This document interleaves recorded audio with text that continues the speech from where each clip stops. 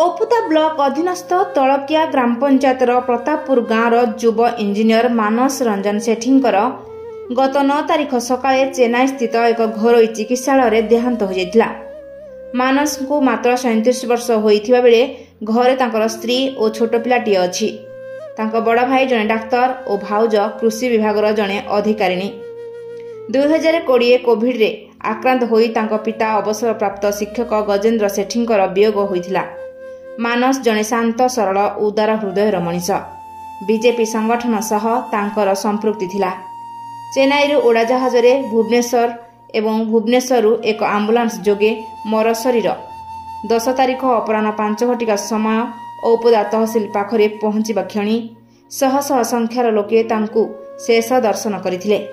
सेठारु स्वर्ग रथरे ओपुदा बजार परिक्रमा करी निज गाँ माटी प्रतापपुर को निया जाई शव सत्कार करथिला।